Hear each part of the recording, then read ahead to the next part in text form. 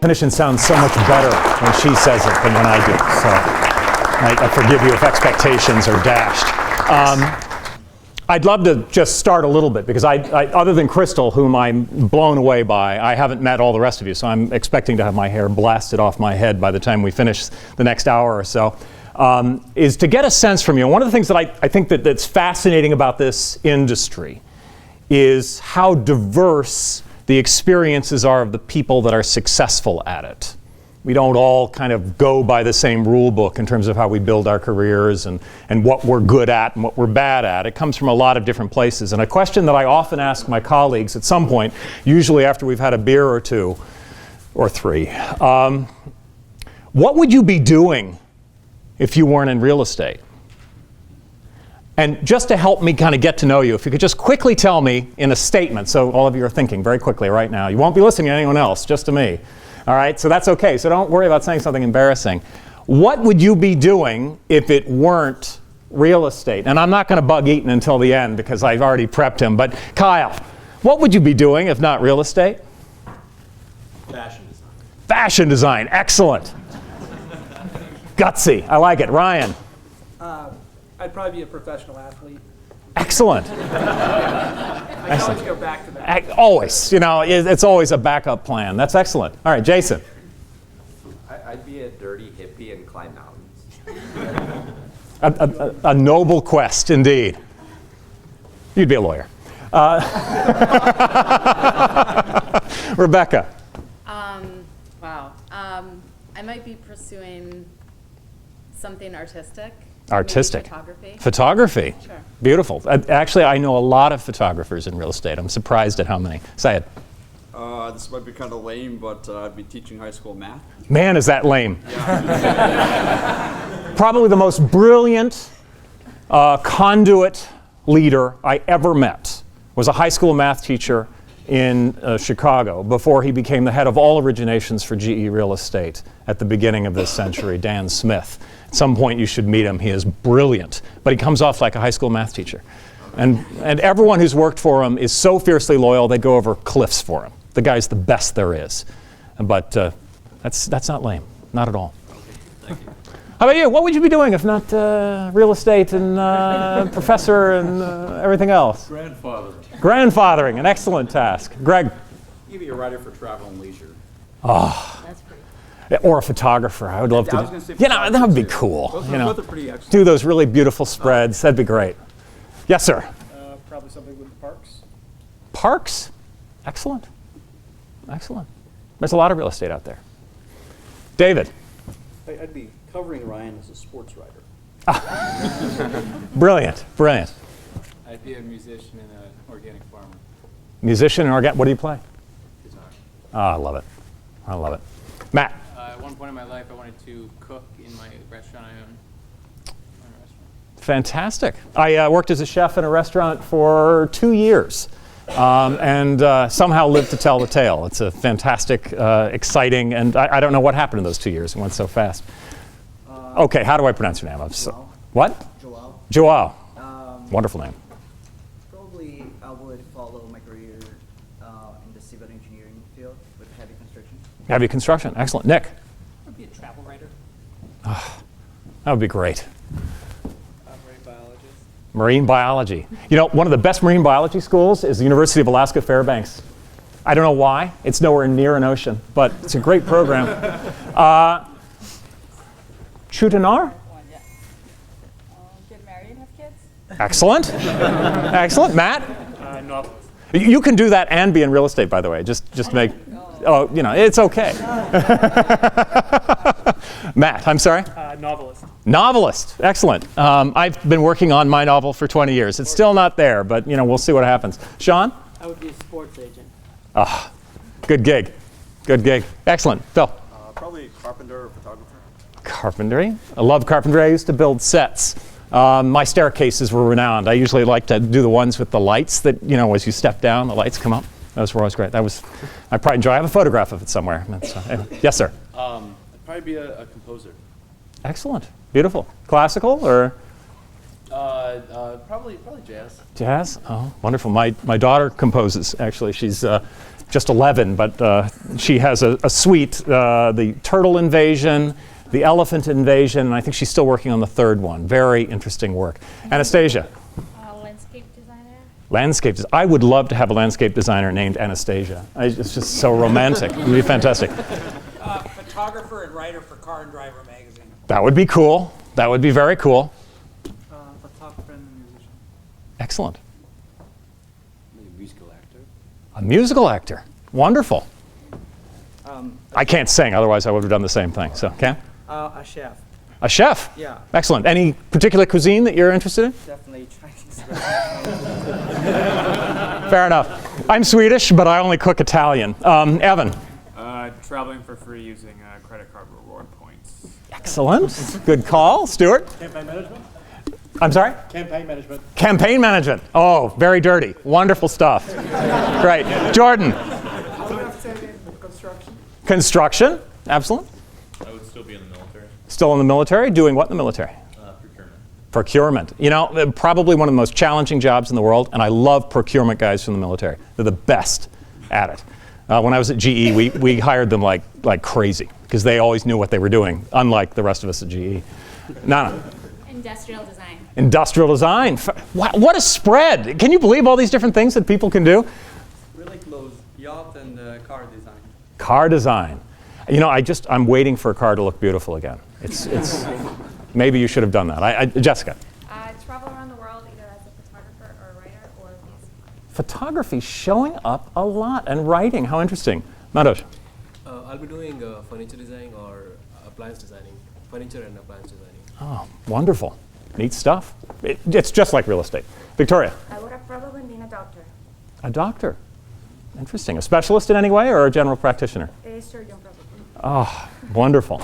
Ahmed. Probably be doing oil and gas stuff. Oil and gas. Excellent. There's more money in that than real estate, I hear. Andrew. An entrepreneur. Entrepreneur. Anything in particular? No, I never had any good ideas. That's why I settled on this. Excellent. Excellent. Good ideas are welcome here too, though. Alex? I'd probably say the same, entrepreneur. Excellent. Start up the next big franchise of something. Of something. There you go. Yet to be determined. Yet to be determined. I like that. But it's surprising how entrepreneurial we really are in this business. Sandeep. Yeah, I might be pursuing a career in international trade. International trade. Excellent. Or as we always say about people that have vaguely criminal backgrounds, import-export. Ashley? I'd probably be a surgeon or an interior designer. Wow, all over the map. I love it. I love it. Rodney? A bison rancher. Bison ranching. Okay. Oh, wow. How's that pronounced? JSO. I'm sorry? JSO. JSO? Yeah, probably basketball player. Love it. Love it. Something that I have no idea how to do. Wonderful. Pierre Antoine. Probably a jet pilot. Jet pilot.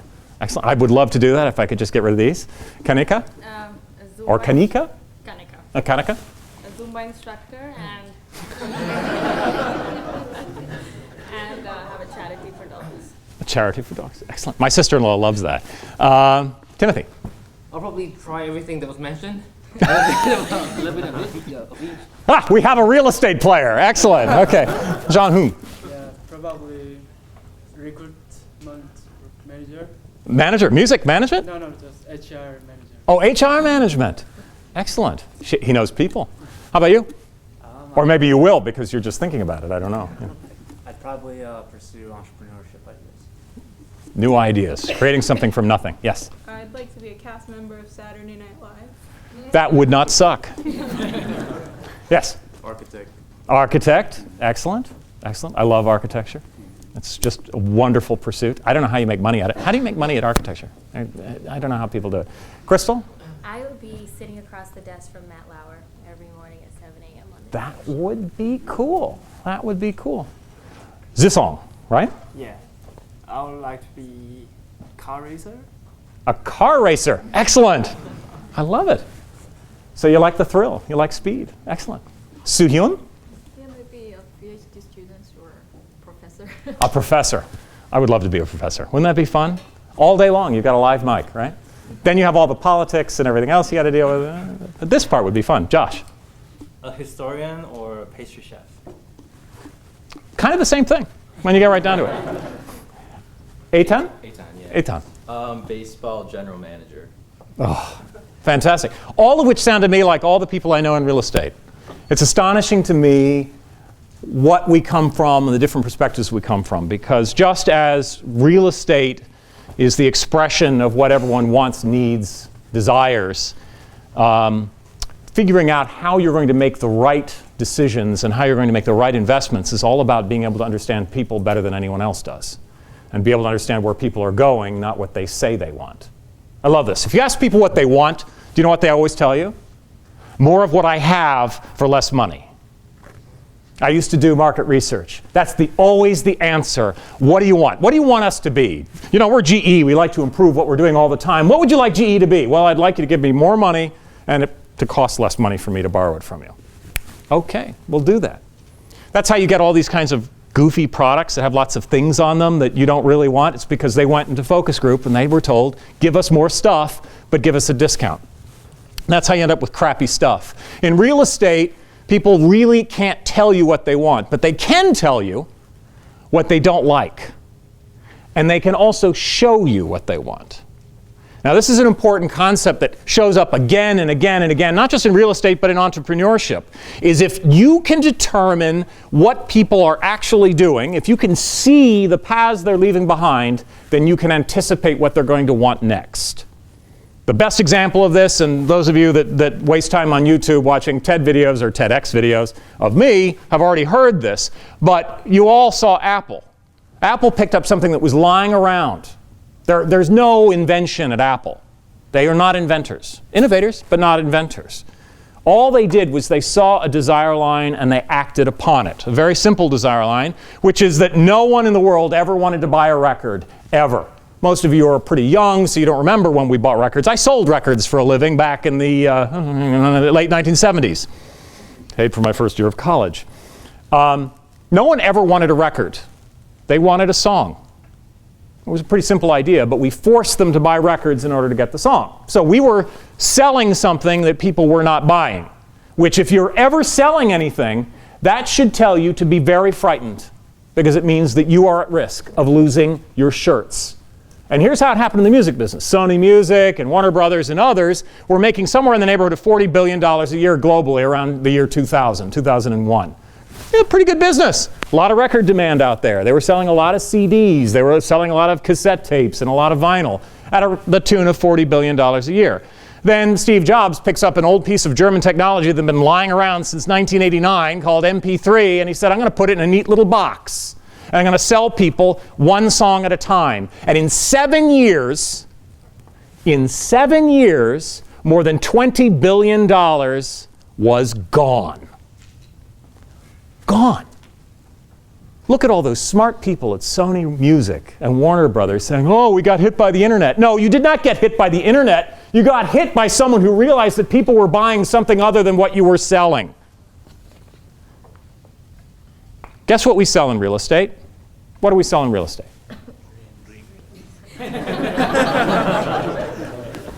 I don't. I'm not needed.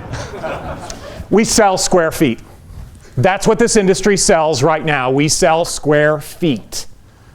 Whether I need to get an office, or I need to buy a house, or I want to have an apartment, or I want to rent office, or rent a store, or I want to rent some industrial space. What do I have to do as a tenant, as a buyer? I have to figure out how much square feet I'm going to buy, and I have to tell you how much I'm willing to pay for that square footage. And as real estate people, we're thrilled to talk about it. In fact, we're so thrilled about it. Have you ever noticed, I don't know if you've seen the data on this, office buildings tend to shrink and expand over time. The amount of square footage is actually in that building. And it goes on for decades, up and down, depending on whether you're trying to sell it or finance it, right? No one ever buys square footage. We're buying a place to work. We're buying a place to get together.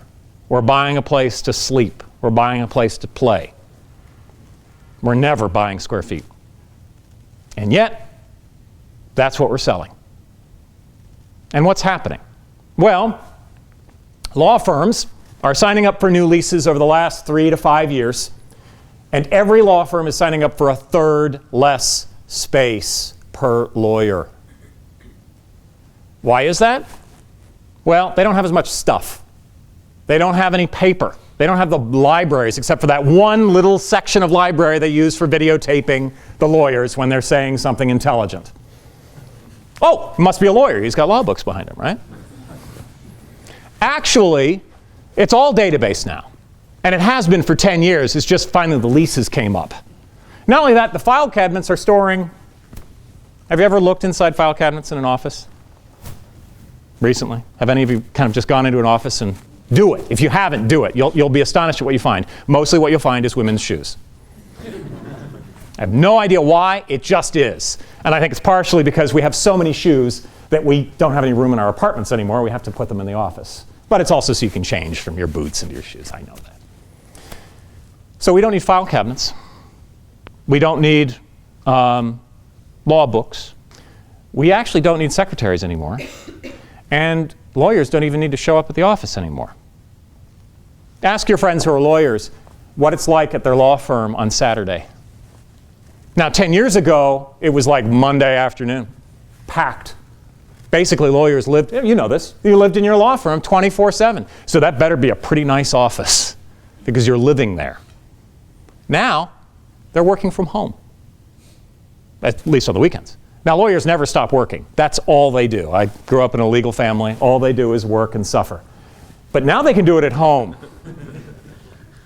Another interesting thing happened, and if you look at the data on this, it's really kind of shocking. You go back to the 1950s, and the average amount of space, residential space per person, was somewhere around 100 to 150 square feet.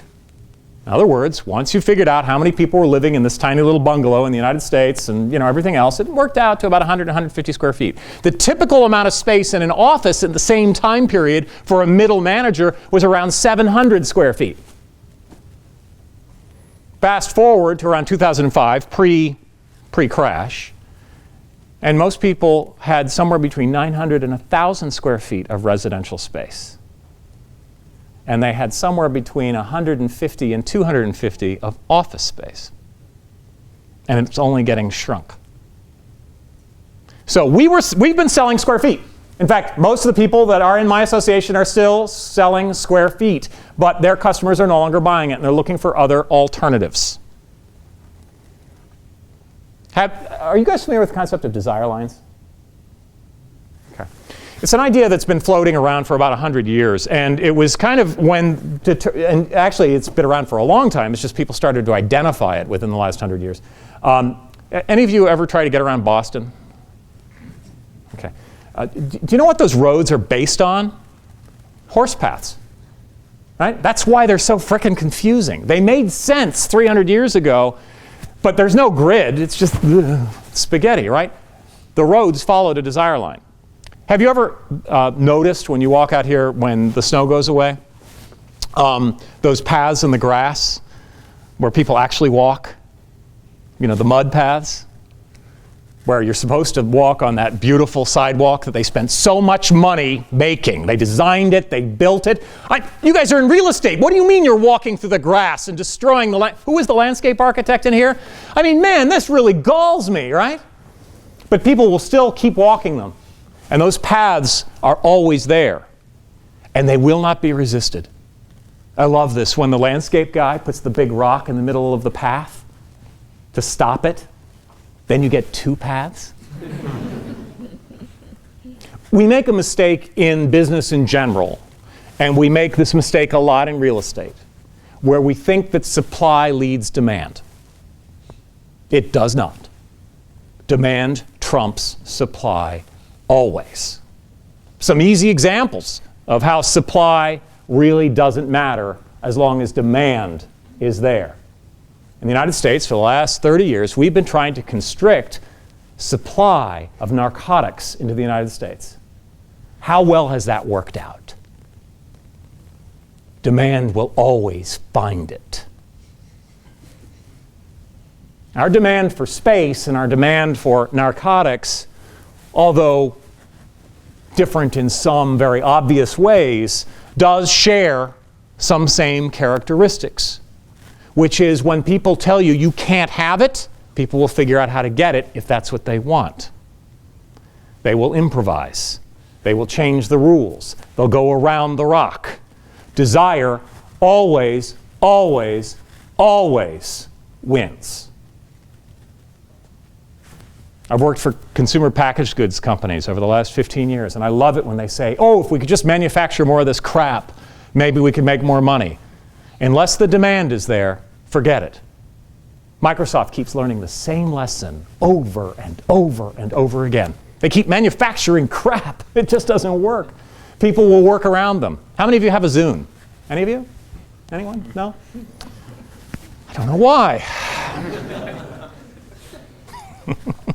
So, I love real estate. I love it passionately. Real estate is my life. And it has been my whole life. And in a funny way, it's all of our lives, not just those of us in this room that have decided foolishly to go into this industry, but it's everyone who lives. We are in a constant relationship with space and what it means. Now, I grew up, I was talking about this earlier, in a weird place where there's lots of space and not very good real estate, Alaska. And Alaska is a funny place. It's beautiful. It's incredible. It's cold. It's kind of like this here. But it's a beautiful place. Lots of open space, not a lot of people.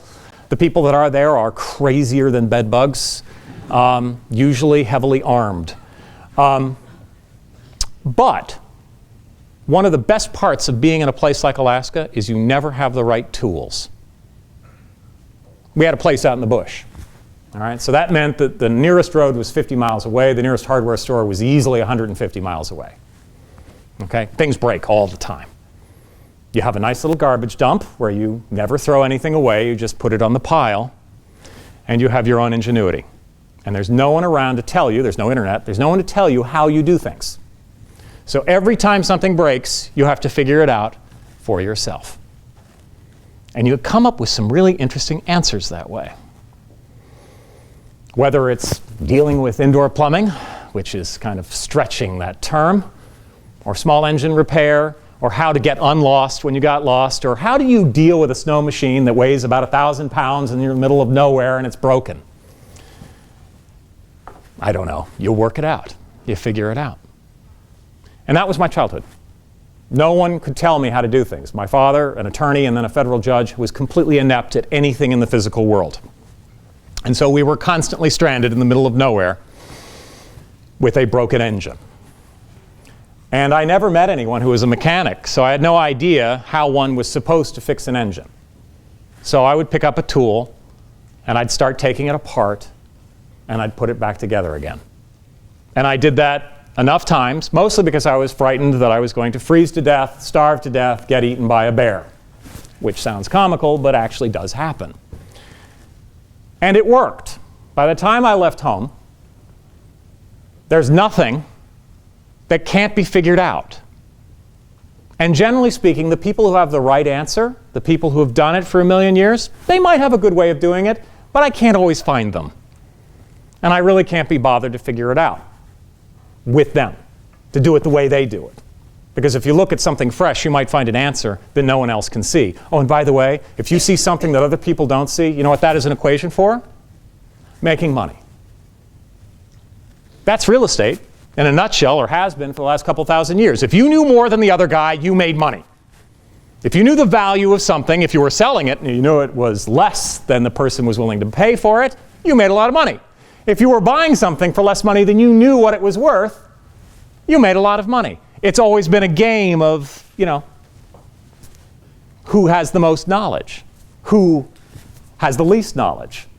Right? Well, now, thanks to institutions, thanks to REITs, thanks to the changing nature of this industry, real estate doesn't work that way anymore. It does a little bit, but not as much as it used to. Now we have transparency. Now we have universities like Cornell that are actually going through the numbers, which 20, 30 years ago was not happening.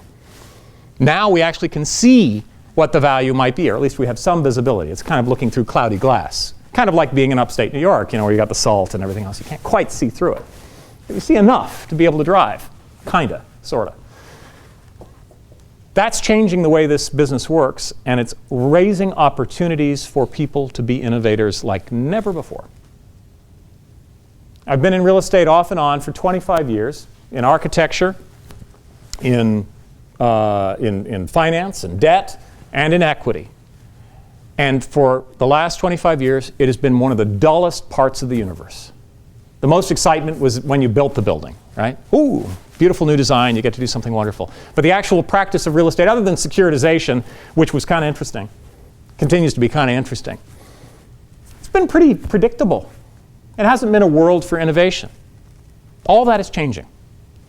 All of you are going to enter into a world of real estate where not only is everything changing, but you're the center of the frickin' universe. This is where the world is going, into real estate. It is changing like it has never changed since before World War II. For a couple of reasons. Most of them have to do with you. You're changing it dramatically. Okay, you go back to, we'll go back in time a couple times during this discussion, but go back a little bit to the 1950s, which was an exciting time in the United States for real estate, and not unlike perhaps what it's like in India right now or China, where we were moving from a manufacturing industry, an agrarian and manufacturing industry, into white collar. Now, as you moved into white collar, you had people making more money, and you had people doing basically thinking for a living, which meant they went into offices in large cities, and we built offices. But since they were making more money, and since they had this new toy called a car, we decided that they could then live wherever they wanted to live. And there was this bizarre, stupid, misguided idea that everyone wanted to live in the suburbs, and that would be a good thing. Unfortunately, what we discovered is we could never get rid of the congestion, we could never get rid of the traffic jams, no matter how many lanes we built. Have you been to, anyone been to Dallas recently? How many lanes do they have? All moving at 20 miles an hour. What is that? That's amazing. It's easier for me to bicycle sometimes in terms of speed, but that's what's happening in every city in this country as we've become more and more suburban. And none of you really want to live that way. Well, maybe a few of you do. Poor schmucks. Here's why. How much of your life do you want to spend in that car? Well, according to the statistics right now, according to the desire lines that I'm seeing right now amongst people between the ages of 20 and 30, not so much. You go back to 1990, 1995, that whole decade in there, all right, people in their 20s represented about 20% of the miles driven in the United States. Now, go back to your demographics, that's Generation X. In other words, a blip in the demographic radar. These people are meaningless. They don't have enough numbers to do anything. But they accounted for 20% of the mile driven in the United States. Guess how much of a percentage of the miles driven you guys account for? Less than 14%. And you guys are easily twice the size of an age cohort.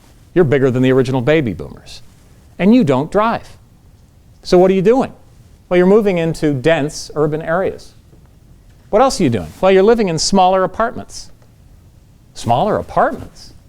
Some of you are making good money, more than I did when I was 25 years old. Why are you moving into smaller apartments? Well, because you want to live where things are fun. You want to live downtown. You want to be able to walk or bicycle or take a train to work, to your friends, to the bars, wherever it is you want to do. But what are you going to do with all that stuff? Well, you don't have any stuff. When I got out of college, I had a bookcase filled with books. I had records. I had a big stereo. That was the thing. Guys, at that point, and I know, it was stupid. We'd have these big speakers. You know, did you ever see the classic Maxell ad? Have any of you ever seen that? The guy like this on the chair listening. Yeah, that was me. We all looked like that, and I didn't grow the mustache, thank God, but I might as well have. That's what we were like. We were stupid. And we filled up our space with this junk. And it took up a third of our space. But just like law firms today, you guys don't need that. You have all the stuff I had taking up a third of my apartment right here. Another thing that's interesting, if you talk to apartment owners and developers, they say, I don't get it. All these 25-year-olds, they'd move every 6 months if we let them. They move in an afternoon. Here, I'm all packed. You're moving so fast. And by you, I don't know about you guys. Maybe you aren't. Maybe you guys are, all you want to do is live in a big, duplex in the suburbs somewhere and drive your whole life away. And if so, I'm so sorry. I don't mean to insult you. You're just crazy, that's all. They're moving faster. They're taking less space. And what they're doing inside that space is different. See, when I was in my 20s, we spent all our time in the space. We were there all the time. That's where we'd entertain because we couldn't afford to go out. And we were so far out from where the cool stuff was anyway, we didn't want to have to drive there to go there. So we were in our apartments or in our houses all the time. You guys aren't. You guys do most of your living in the lobby or in a Starbucks or whatever the equivalent thereof is. And you're using your apartment to sleep. And even as you are pairing up, which I assume some of you are at some point, and having families, you're living in less space. Now, everyone in the real estate industry today, and by the way, most people in the real estate industry right now are over 60. Okay, so you just have to be patient with us. It takes us a while to get it. We were very entrepreneurial back when everyone had mustaches and those big speakers. We were so cool. Less so now.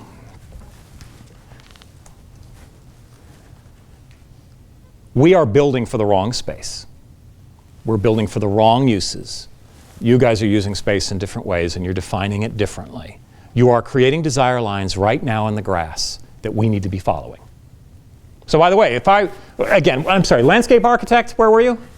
Okay, so one of the secrets to brilliant landscape architecture, don't put the paths in.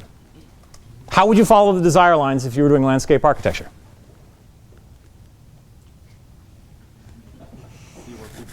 Any ideas? Yes? Follow the paths people are using. Brilliant. So you build your buildings. You build a beautiful campus like Cornell.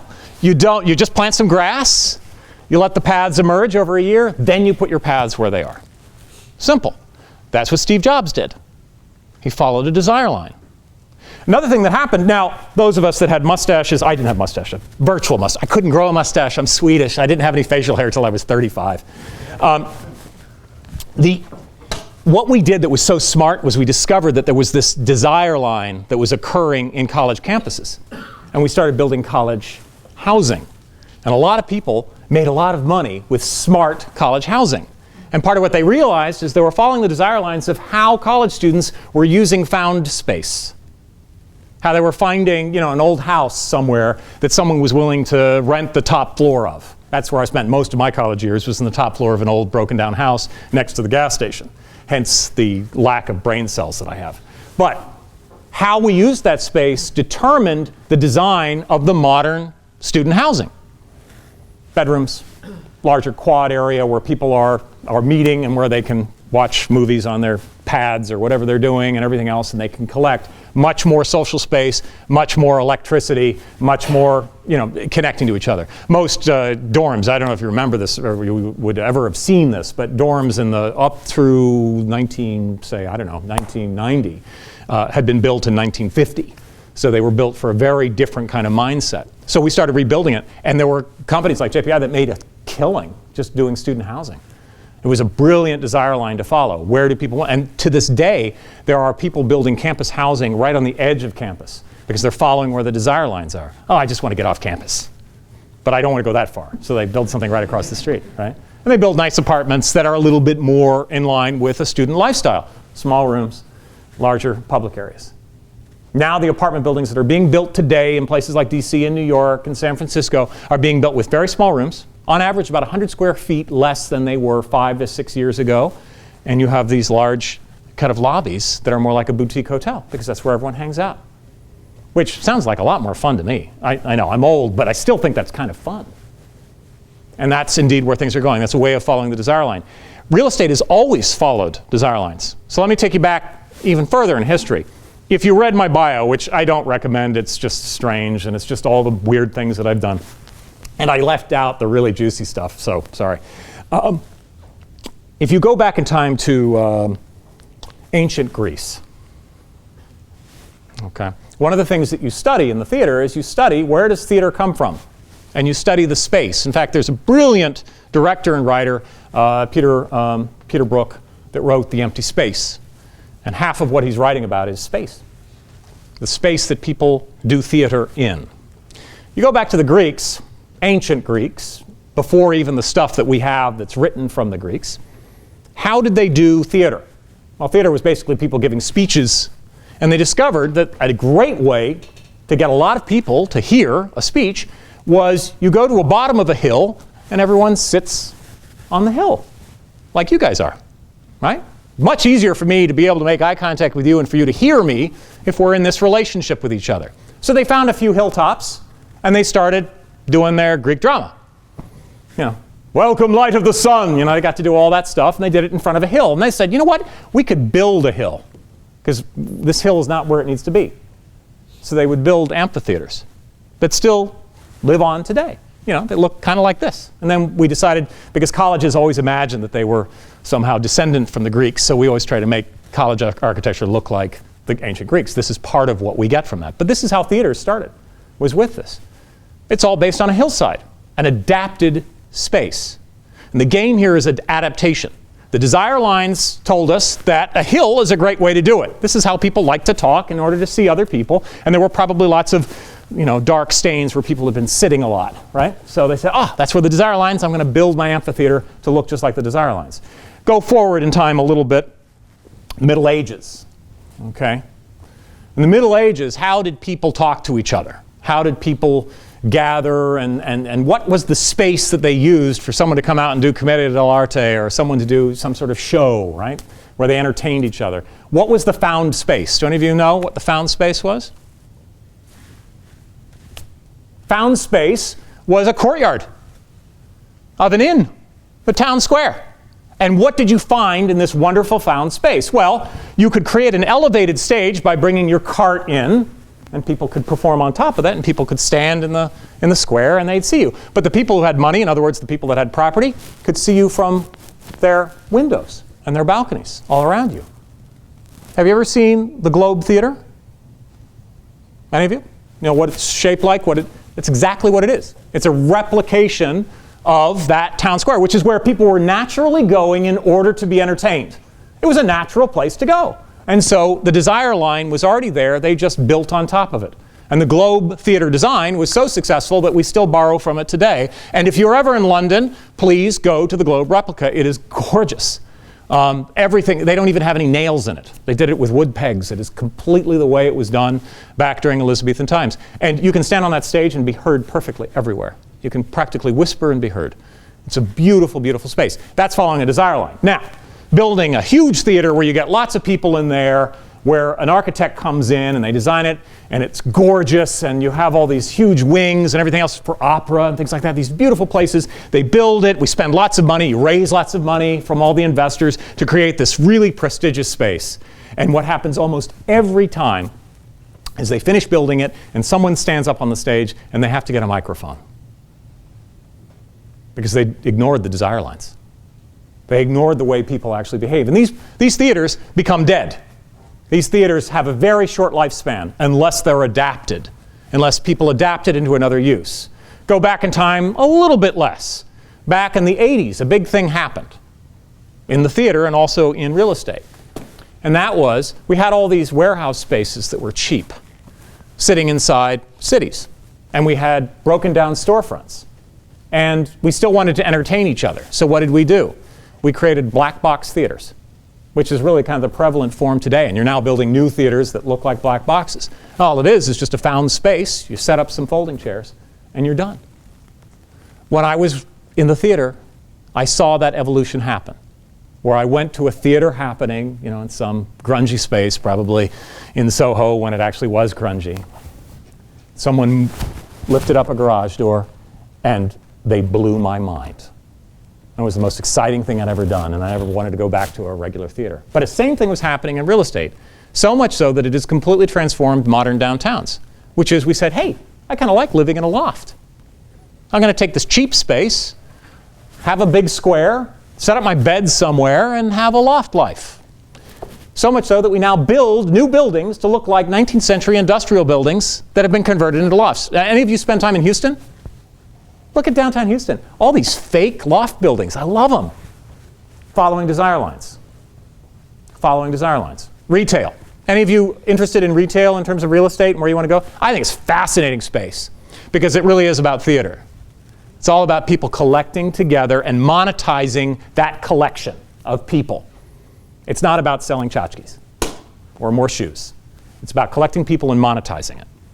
How did the modern shopping mall come about? Do you know the origin of the shopping mall? All right, cast your mind back, Middle Ages and before. Ever been to a souk?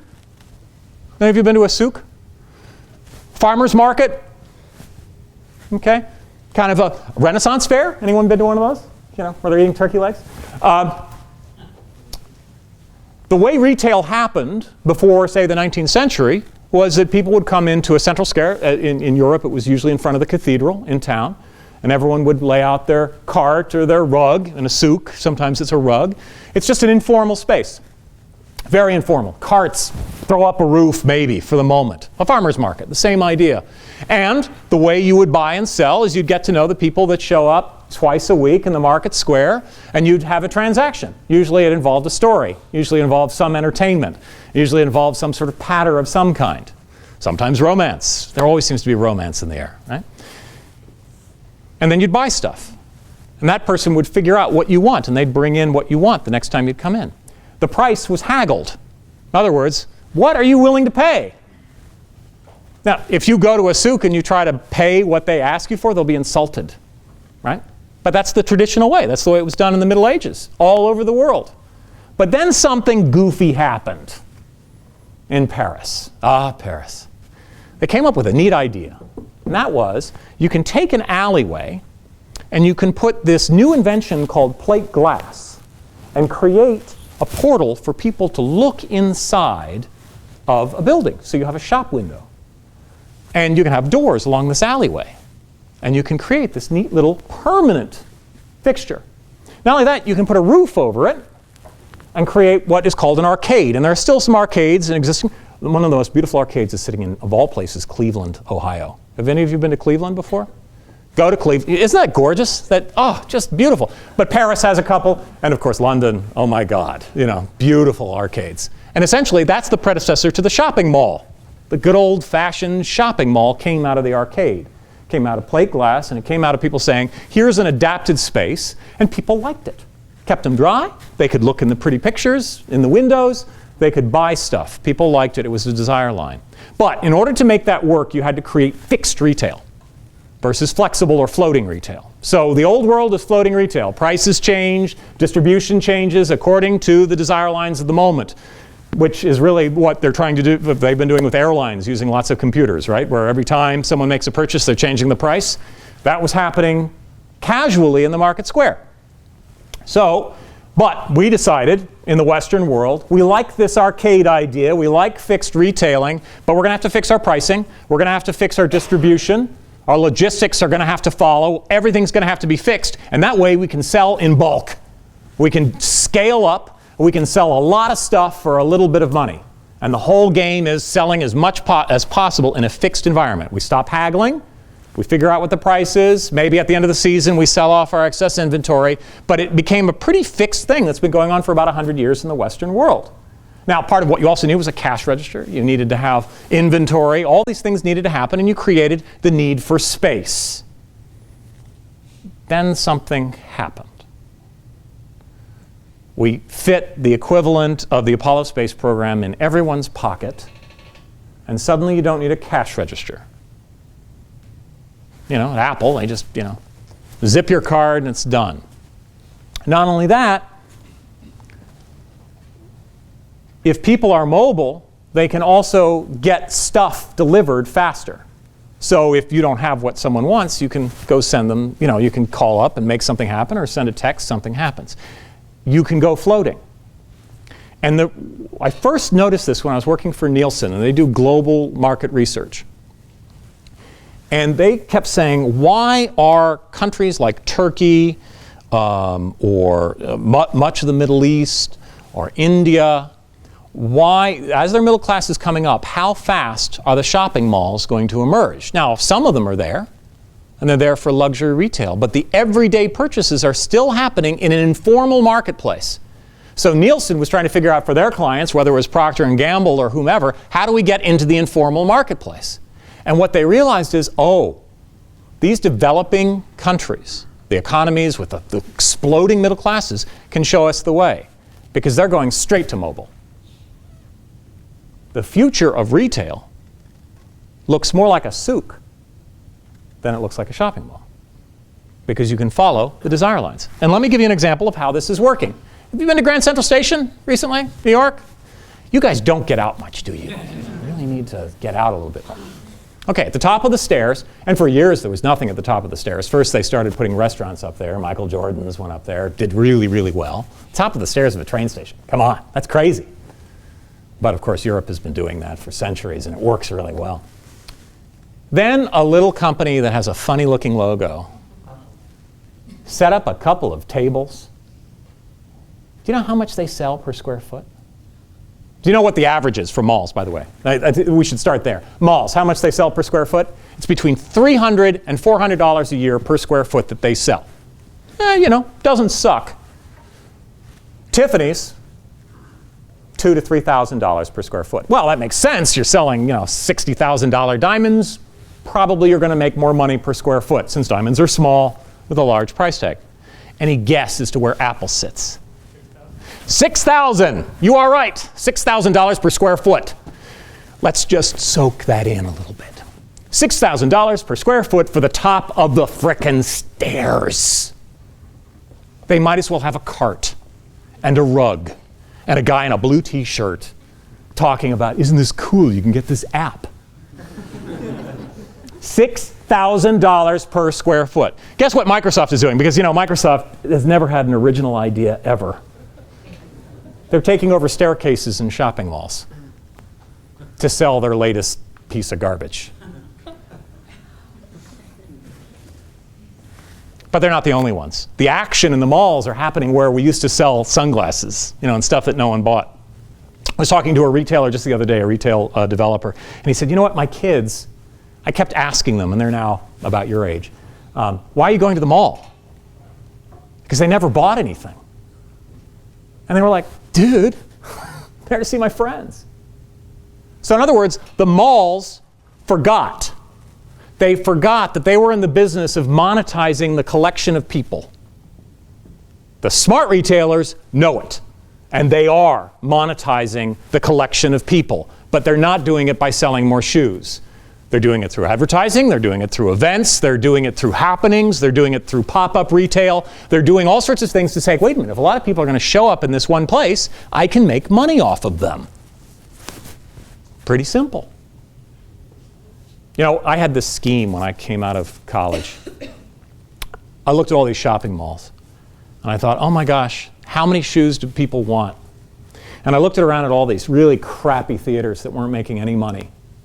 We did it for the art, right? We did it, you know, the Arts Foundation would give us a few dollars so that we could stay open, and we'd do these plays that no one cared about. And it was just, you know, no one wanted to be there. They did it because it was good for them. Don't you love going to art that's good for you?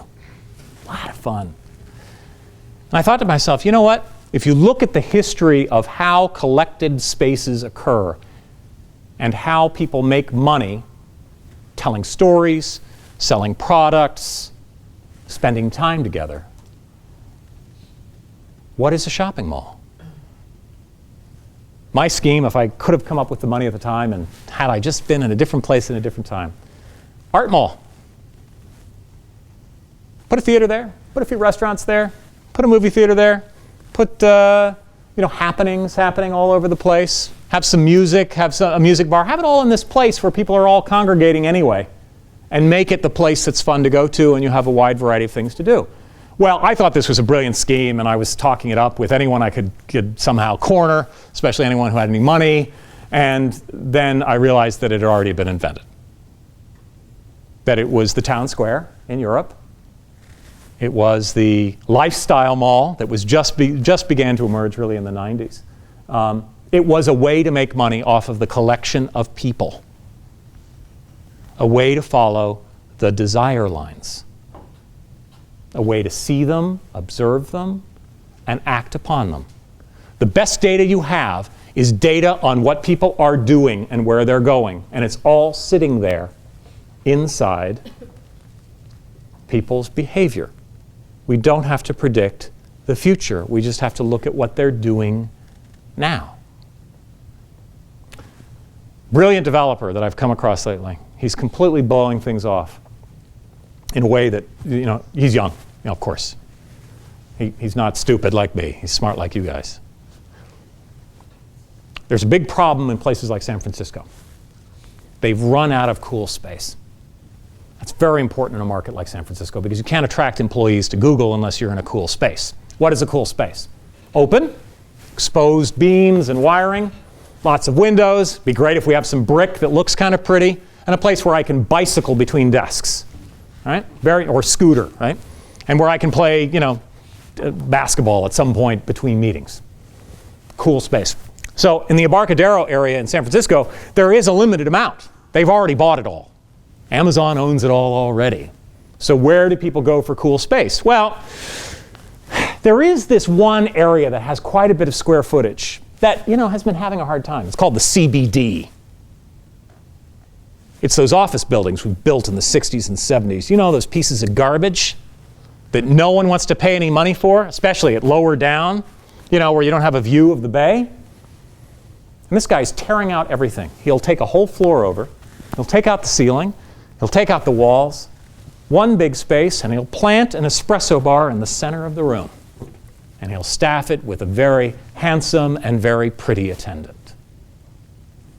That coffee bar will be open 24 hours a day, 7 days a week. And then he puts tables from IKEA with chairs. And he fills up the space. And then he charges between $300 and $500 a month for a chair. A chair! And he is oversubscribed. People, what happened to the square feet? Where's the square feet?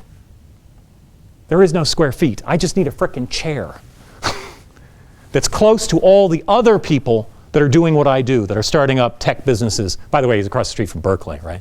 Very important. Near mass transit, all those things that are cool. I mean, there's a lot more to it. But he's not defining himself by square feet. He's defining it by chair. He's defining it by interaction between them. He's following a desire line, and he's exporting this model all over the country. And you're seeing it more and more in different places. Again, think about it. Here's another thing that happened, another desire line that you can look for and try to, I'm trying to give you ideas for when you get out, because you're going to have to wow your employers when you walk out, right? Man, these people are brilliant from Cornell. What are they teaching them? Usually at the downturn, in any kind of, as we come out of a downturn, you get these really long leases where tenants in the office market will say, I want a 15-year lease because they want to lock in that price. Almost no one did it this time. That's happened every single cycle. They didn't do it this time. There's a few examples of people that have done it, but no one wants to sign up for a long-term lease. Why is that? I suspect it's because people are working their business in a different way.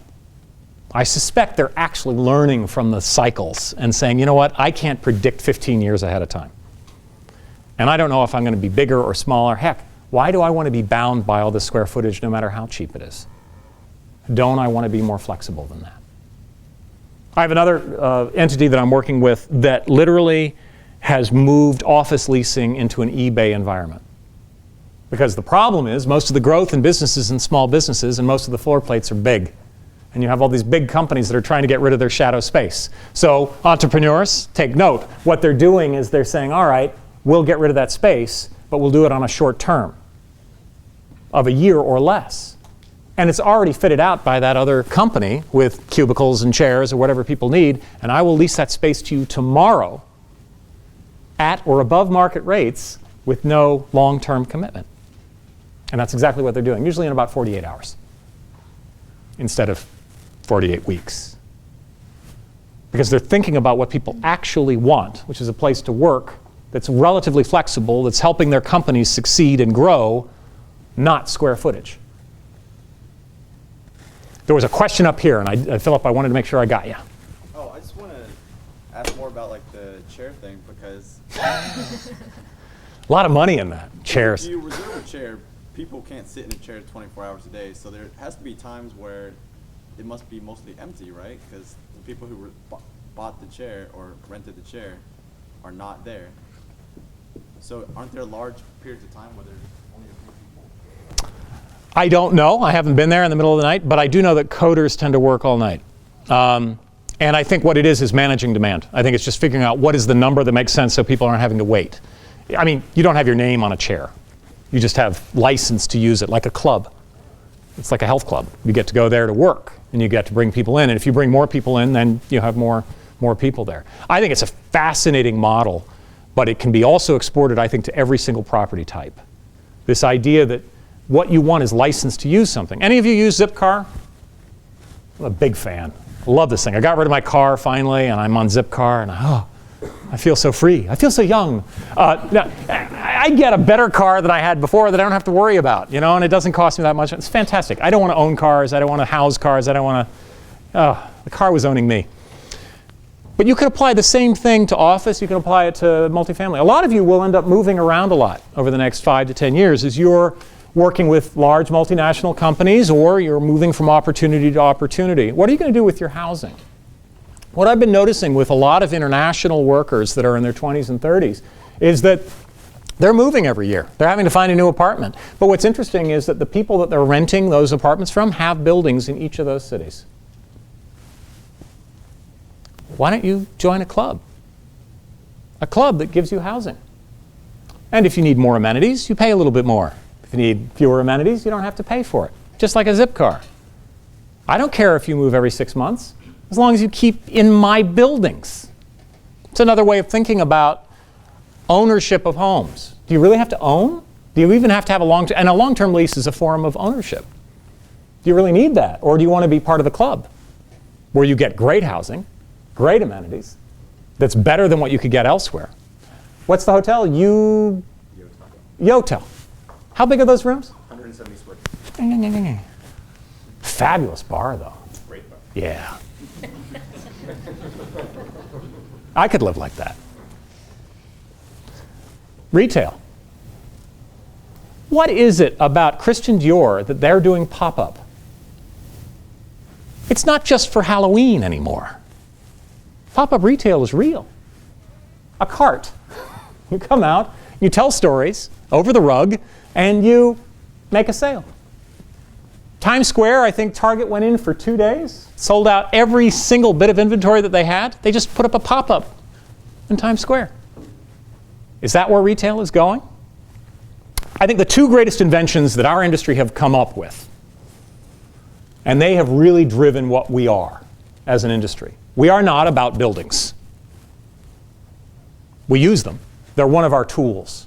What we're about is how we monetize collections of people and how we monetize their activities. And there are two ways that we do it really, really effectively. One is the lease.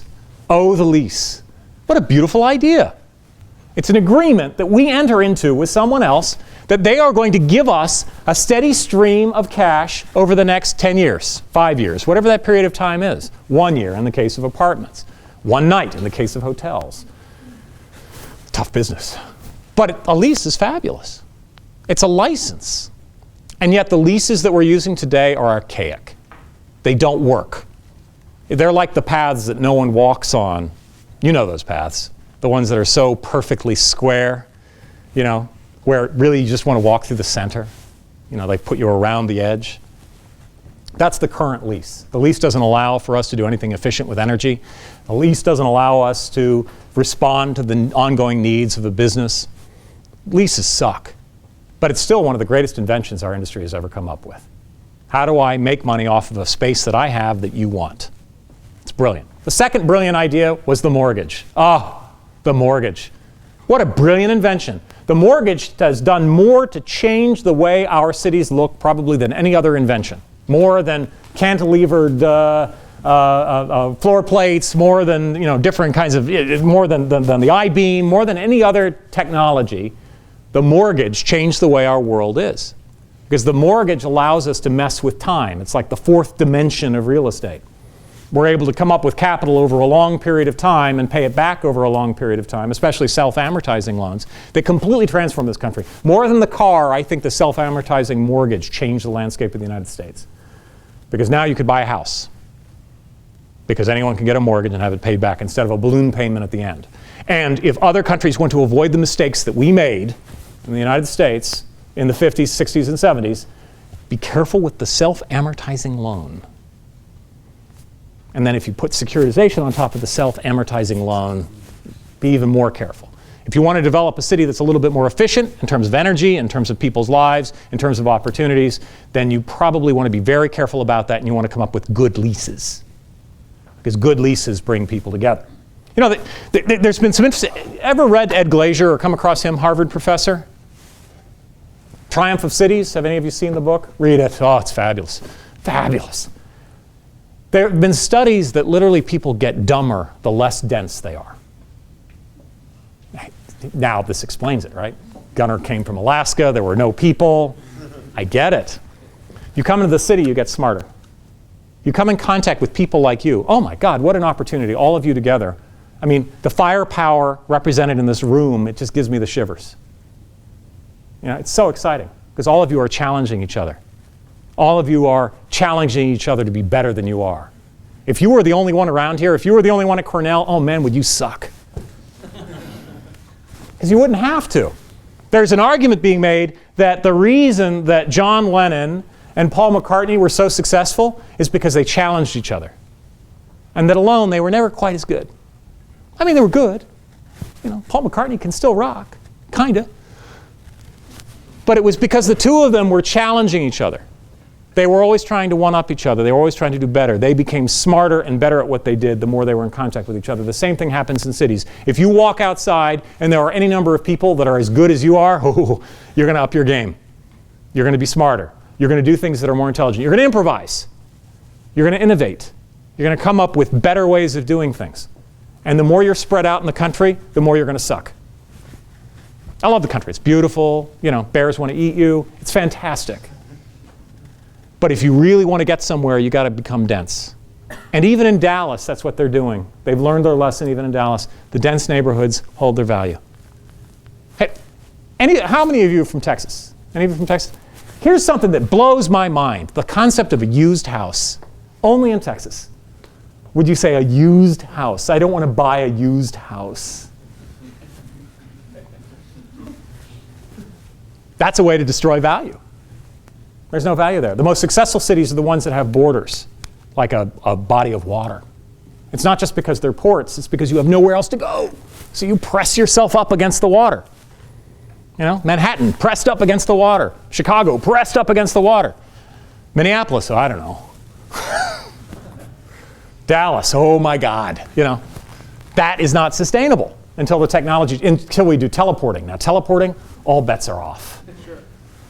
I don't care how big your car is. I don't want to be on that highway. I mean, you'd have to be in a frickin' tank for me to feel safe on that highway. Whoa! Just terrifying. Even Houston's pretty scary too, and it's a little bit denser, but you know, anyway. So keep in mind those two inventions, and I think the opportunity here is to reinvent the lease and be careful of the mortgage. Those are our fundamental tools. And the reason why we can use a mortgage, and this was fun, because for me it was kind of a revelation back in about 4 years ago when everything was going to hell in a handbasket and you know everything was going wrong. I was fortunate enough that a piece that I'd written was read before Congress. And I had done it in collaboration with someone else about what was going on in the industry and what was going on in debt. And a lot of smart people work in Congress. They don't seem that way, especially when they're on television, but they're pretty bright. I mean, they have law degrees, you know, they're lawyers. Most of them. They have worked very hard to get where they are. They tend to be wealthy, so they've had all sorts of opportunities. These are pretty smart guys. I had to explain to them what non-recourse meant.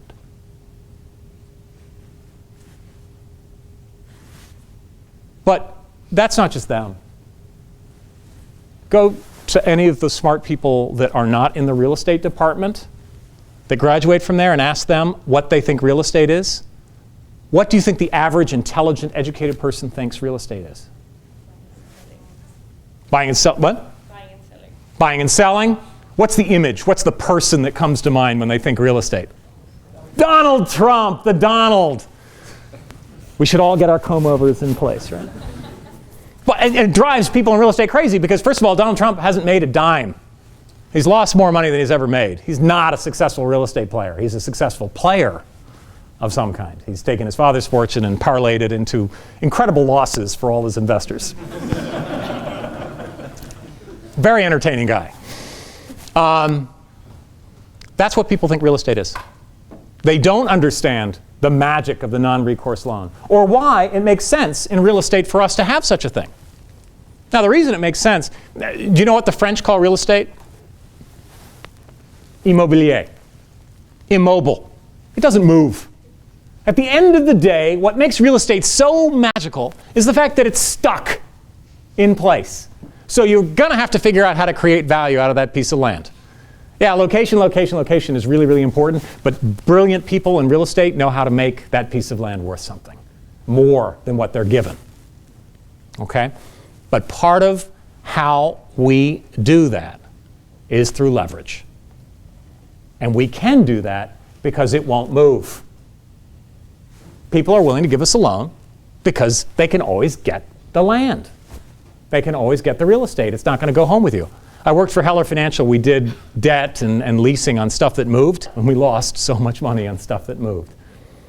We had all these leases on computers. It was when computers were more expensive. And whenever the business would go out of business, all the computers would go home, and we couldn't get our equipment back. Real estate, you know, Rockefeller Center is not going to move. Might fall down, but it won't move. You still have that land. So we can do wonderful things with leverage and with debt and with securitization because we're real estate. Not because we're smarter or better than anyone else, but because we're immobilier. And we have to tell, and I'm sorry for those of you that probably speak French, my pronunciation stinks, I know, so you can make fun of that later. I do a really good impression of a French drunk, but I'll do that at some other point. The magic is in the mortgage, the magic is in the lease. Keep going back to those two things and find something that works better. Look at the desire lines and find stuff that works better. Now, when you walk down a street of a town that has been particularly hard hit by this recession and you see all these shuttered stores and offices, what do you think? Why is that? Is that a failed real estate, piece of real estate? Is that what you guys think? That a stupid developer, a bad transaction, over-leveraged, not good at handling leases and tenants. Is that what you think? Most people think that. That's what you see in the press. That's where you see criticism of bad real estate deals. And that's what happens out of bad real estate. And I don't disagree with any of those things. I think that's true to some extent. But when I look at empty space, I see a failure of imagination. Everything's worth something. And if you have the guts and gall to say, you know what, I'm going to sell you chairs, you can fill that space. If you're stuck by saying, I will only sell you square footage, I will only do it the way these 65-year-old guys that are running the business now are doing it, then you are stuck. And you're not going to do well in this business. But if you have imagination, if you can see that a space can be whatever we define it to be, if you realize that all you need to do is collect people together and then monetize it, then you will be successful in real estate. And I guarantee you, 10 years from now, when you're at a cocktail party, no one will think that real estate is Donald Trump. It is going to dawn on the rest of the world, if I have anything to do with it, that people will understand that real estate is the heart of civilization. It is a way to follow desire lines like no other thing, more so than even songs. That if we do our job right, we are creating value, we're creating economic engines, we're creating wealth where there was none before, we're creating cities, we're creating communities, we're creating savings and investments for all those pensioners. All that money put to work to create a stronger economy. We shouldn't be something that people in the government only talk about when the market crashes. They should be thinking, how can we work with real estate better all the time? Because we are the center of civilization. We're the action. And you are lucky, because instead of getting out of graduate school in the 90s when, unless you could code, you were screwed, you're coming out at a time when the one thing we need is brilliant makers, users, monetizers of space. William Shakespeare once said, "I am amazed and know not what to say." That's how I feel about you guys. So, it's 10 to 6. We can do some questions and talk. I'm sorry I ramble on. It's a terrible habit. Any thoughts or ideas about how you're going to change the world?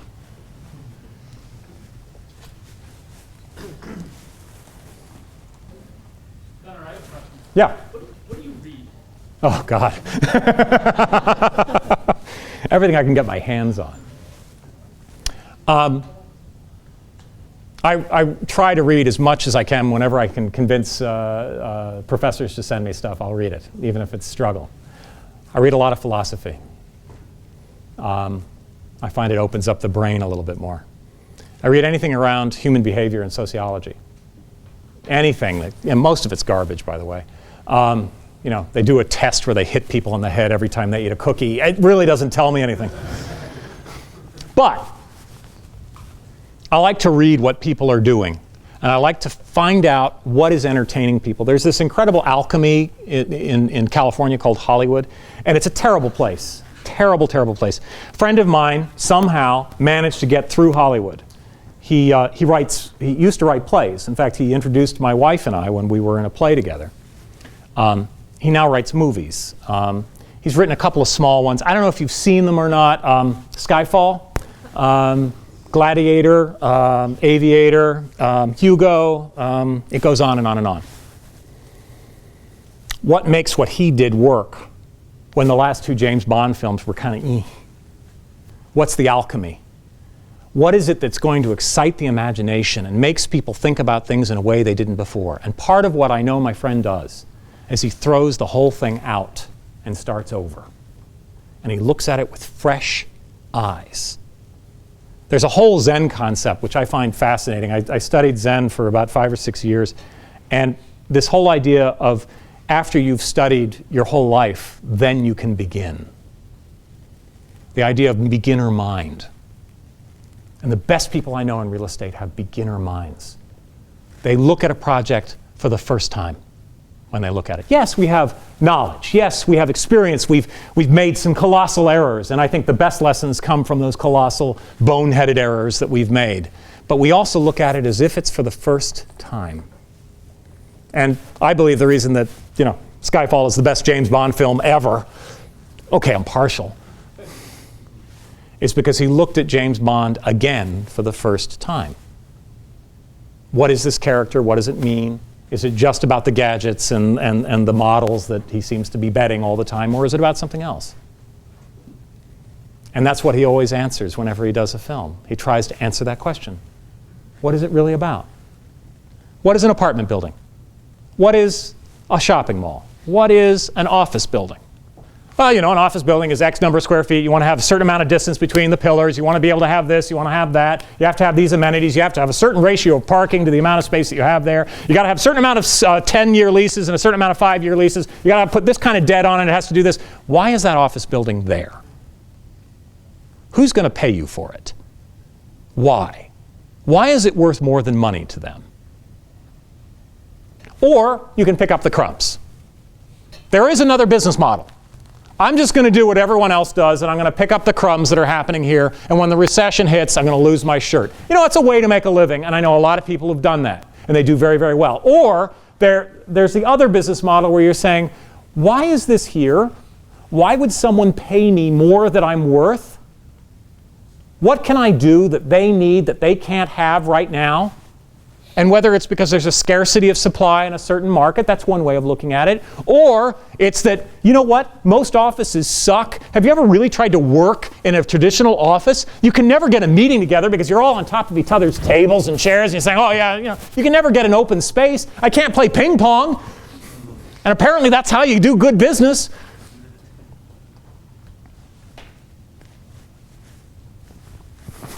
So I read a lot of things. I'm particularly fond of, I do keep going back to Shakespeare over and over and over again. It'll never die. Dumas, I'm a big fan of. Alexander Dumas, my wife gave me a collection of translations from the 19th century of the collected works of Dumas, you know, Three Musketeers, right? He took a medium that was completely childish and fun, and he transcended it. He figured out how to take trash and turn it into something fabulous and interesting and compelling and something that resonates for men and women today. He was talking about a bunch of guys on horses and, you know, muskets and stuff like that, but still it excites, it elicits energy, it makes us look at ourselves for the first time. Jane Austen, big fan, because what she does is she talks about economics in a way that no one else has ever talked about it. She was brilliant. And guys, I'm telling you, read it. It's not just chick books. Brilliant stuff. I have a daughter, so I get to read it over and over again, which is great. But it's brilliant. Anytime when things were changing, I'll read that. Anything that, you know, some iconoclast coming out of an economics department, I'll read that. Ed Glazier, put it down. If you haven't read it, read it. Read it tomorrow. Triumph of Cities. We live and do business in a world that's heavily regulated, and the biggest challenge we have these days is to get things approved, not to build them. Right. The issue is, where have you seen people be effective in trying to change the way regulators think so that you can do some of the things that, you know, it's inspirational what you're talking about. The issue is we still live in this box that we have to work within. I know of a couple of examples, but I'd be interested to know if you've seen places where people have succeeded in getting regulators to think differently. It's not easy. Part of what we have to do that we haven't done as an industry is we have to be more open about what we are and what we're doing. And I think that's a general thing. It's talking to everyone about what it is that we're actually trying to accomplish. And the more they understand, the more flexible their regulators are going to be. But one of the things I love about real estate is you've got a lot of mavericks. One of my favorite stories of someone that genuinely wanted to change a neighborhood by putting in a different kind of business in a little retail area. It's just a small story, but it's illustrative of the kinds of smarts that good real estate people have. It's a residential neighborhood in a city that's been kind of moribund and didn't have a lot of retail going on. What he wanted to do, and he realized that he needed a chain to come in order to make this section work. He owned a lot of space along this little corridor, and it was all these dying boutiques. Nothing was working because there just wasn't enough traffic. And there was a school across the street from this area, an elementary school. And he said, you know what we really need? We need a recognized, safe chain brand of ice cream. So Dairy Queen. Now, of course, this is a upper middle class neighborhood in an urban area. The entire neighborhood would go berserk. What do you mean you're putting this suburban piece of crap in our neighborhood? We'll never let it happen. But the reality was the entire street was dying because there wasn't enough of a magnet for traffic. So this guy got around this neighborhood regulation, and this is small. This isn't the big regulatory issues that you're talking about, but it's an example. He said, all right, fine. He put up a sign in a couple of places asking for applicants for a new Hooters to go into this space. You know, with a description of what a Hooters girl is and what he's looking for. The neighborhood went berserk, as you would expect. And there was a big town meeting, and there was all this stuff going on, and there were politicians all raised, the local guys, the local politicians were all yelling and screaming and raising their voices and everything else. And this guy said, I'm so sorry. You're right. I'm just trying to find the right thing that's going to attract the traffic we need. I have an idea. I don't know what you guys think about it, but especially, and I hear you. You've told me that the school across the street, that is no place for Hooter girls to be. I get it. I'm so sorry. I'm really, sometimes I can be so stupid. I have a lot of things that I'm dealing with. I have an offer from Dairy Queen. What do you guys think? 3 weeks later, Dairy Queen was there. Now, that's a small thing, and that's just dealing with a community. But when you're dealing with regulators, what you're dealing with is a community. Slower, admittedly, ossified quite often. But it's really all about that community and how you communicate with them and how you make them understand what it is that you're trying to do. This guy was not evil, but it's a great story, isn't it? Sounds evil. Political. You wanted to be in political, right? Okay. Classic. He just got down in the mud and he just made it happen by doing that. And I love this story. I've never walked into a Hooters, but it sounds scary enough that I wouldn't want it in my neighborhood either. Have you? You like Hooters? Is it a good place? So Matt, you had a question? Yeah, with the space efficiency revolution, if you want to call it that, how far down the rabbit's hole do you think we've gone, and do you think it's going to be as broadly adopted as people seem to think it will? Because I would imagine in a place like New York where real estate's a lot more expensive than Omaha, things will happen in a bigger way. It's funny. And by the way, I haven't forgotten, Ryan, you had your hand raised, but I keep getting pulled up. So, okay. I think there's a funny dynamic here, and it's not black and white. And I think you've got to be careful when you're looking at this kind of change in the way we're defining space. A lot of people think it's all driven by cost, right? I want to pack more people into this inexpensive space. And that was what we thought in the 80s and 90s when some of this stuff was coming out. But the reality is, even though real estate is the second highest expense after staff, the difference is huge. And basically, you've got a real estate manager for a large company, say like IBM, who has a mandate to save money on real estate, so he's driving against us and saying how much per square foot. He's speaking square footage, but his client is not that concerned because the real estate expenses for IBM are nothing compared to their human expenses. Google buys expensive real estate because it's nothing compared with how much it costs for them to keep those engineers in there doing the stuff that they do. But the reality is, and it's not just in New York or in San Francisco or even Iowa, it's this wonderful tension between real estate doesn't really cost that much in the grand scheme of things.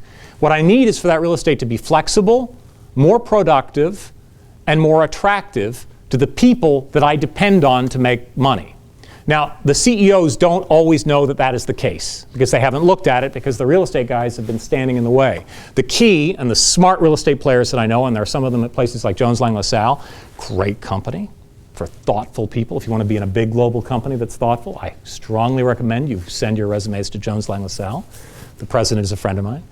We can talk. That it's not it's part of the problem is an education problem. They don't understand what's happening. They don't understand that the real estate expense is nothing. Smart people like Google get it, and they're using real estate as a tool. And I think that's really where it's going. Have we gotten, how far along are we? I think we've got a long ways to go. But I'm heartened by the fact that the most conservative companies I know are adapting this philosophy. Law firms. Cutting edge, right? Law firms. They're always at the bleeding edge, right? Law firms. This is how they're behaving. A chief legal counsel of a company I know, and this guy and I go way back, and he's a brilliant guy.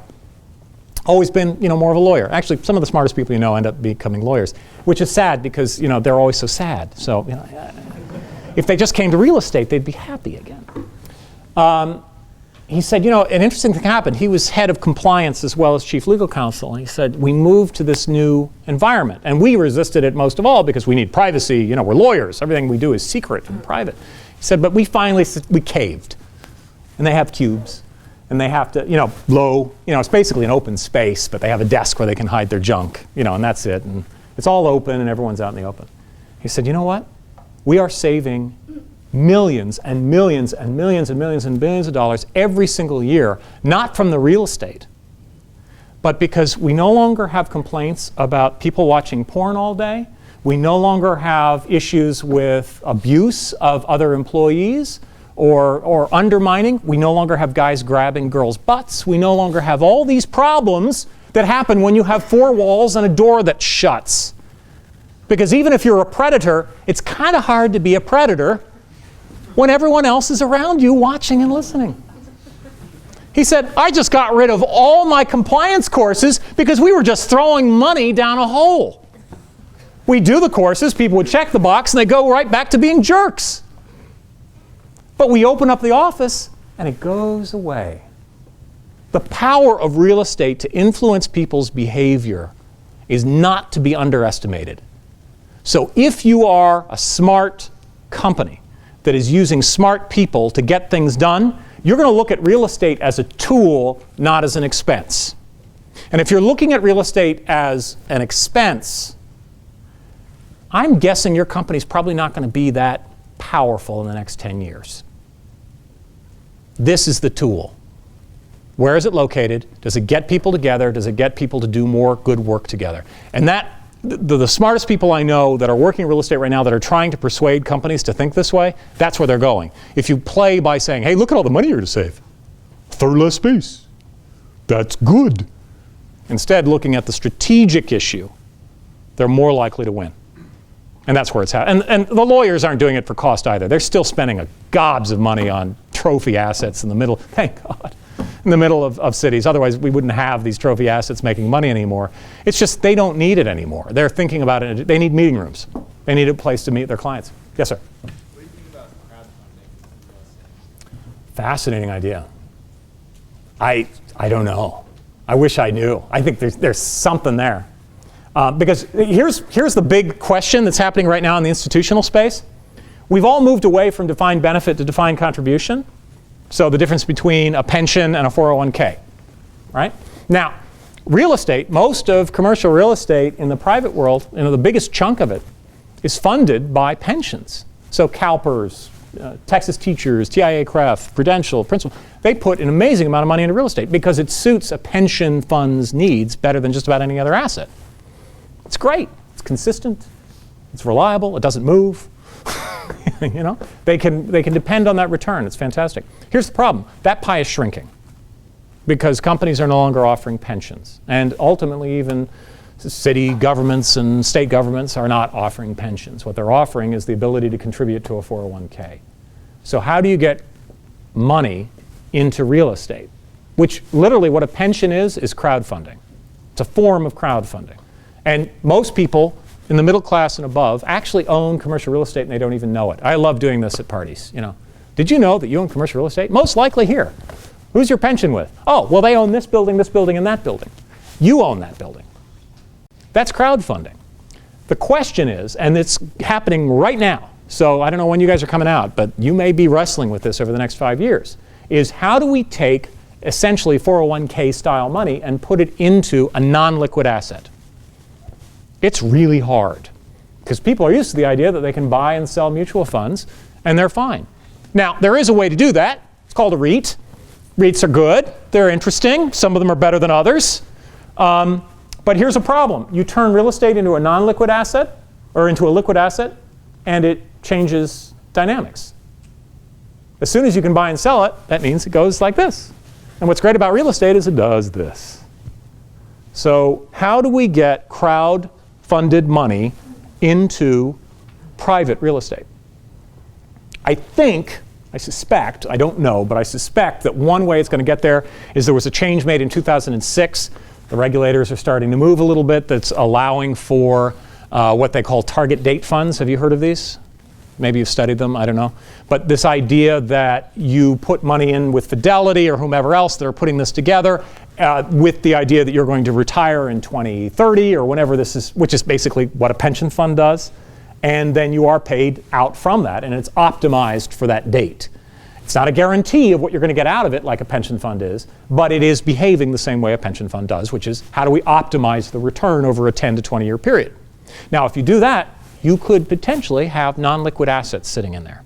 Some portion could be non-liquid. And there's a lot of work being done right now around this idea that, well, wait a minute, why not real estate in that section? Now, target date funds are investing in REITs right now because they're liquid, but they themselves are frustrated because it's behaving like a REIT, it's not behaving like real estate. So the question in terms of their portfolio model is how do we get real estate in there? There's some regulatory things that need to shift. There's a lot of smart people working on it right now. I think we'll get there, and that will be the beginning of crowdfunding. But there may be a way to go circumvent that completely because there's a lot of capital that's trying to find a place where it can sit, grow, do what it's supposed to do the way real estate does it. Most of that capital, by the way, is not coming from the United States. Was it AFIRE survey, the top 5 cities for investing in the world? 4 of them now are in the US. So something is going on in terms of the world is seeing something that they're seeing a desire line that we're not seeing. I love this. In the US, we all think we suck, right? Oh man, we suck.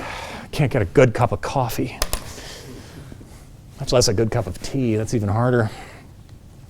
But what we have is real estate markets that are primed to grow. And it's not just New York. In fact, I'm a little bit more nervous about New York and DC than some people are. But that's because I'm a wuss from the Midwest. What do I know?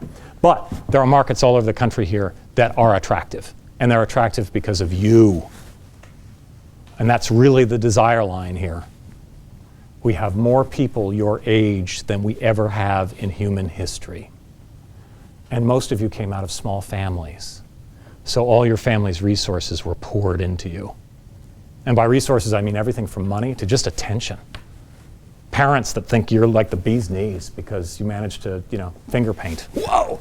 What that does to a person, that creates brilliant real estate people. That creates brilliant technologists. That creates people that are going to figure out a way to desalinate water without using much energy, people that are going to figure out how to create a battery that has maximum amount of power with a little amount of weight or toxic chemicals. The kinds of challenges that we have facing us right now are small when compared to this age cohort. The boomers were duffers.